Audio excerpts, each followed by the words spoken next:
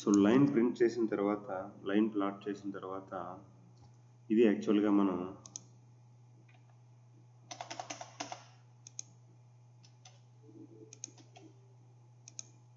Plot చేస్తున్న line.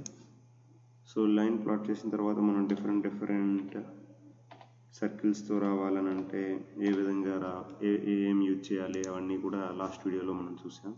So ఈ వీడియోలో X label, Y label, title గురించి నేర్చుకున్నాం. ఇప్పుడు ఈ ప్లాట్ని డ్రా చేస్తే మనకి నార్మల్గా ఎక్స్ యాక్సిస్ మీద కానీ వై యాక్సిస్ మీద కానీ టైటిల్ కానీ ఏమీ లేవు. ఇప్పుడు ఎక్స్ యాక్సిస్ మీద మనం ఏదైనా ఇద్దాం అనుకుంటే ఇక్కడ X label,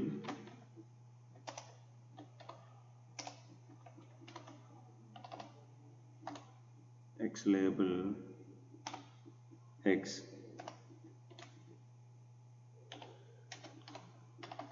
Y label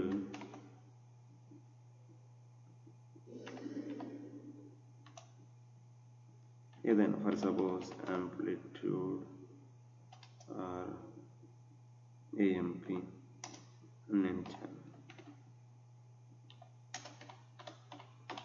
title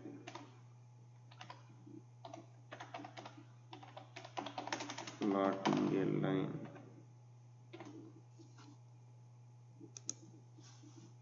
so ఇదిగోండి plotting a line, AMP Y axis మీద వచ్చింది, ఎక్స్ అనేది ఎక్స్ యాక్సిస్ మీద వచ్చింది.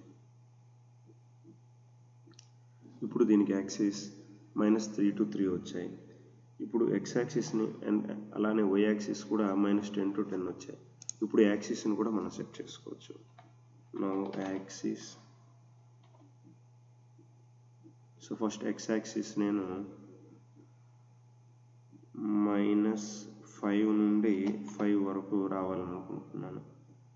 అదేవిధంగా వై యాక్సిస్ అనేది కూడా -5 నుండి 5 వరకు రావాలనుకుంటున్నాను.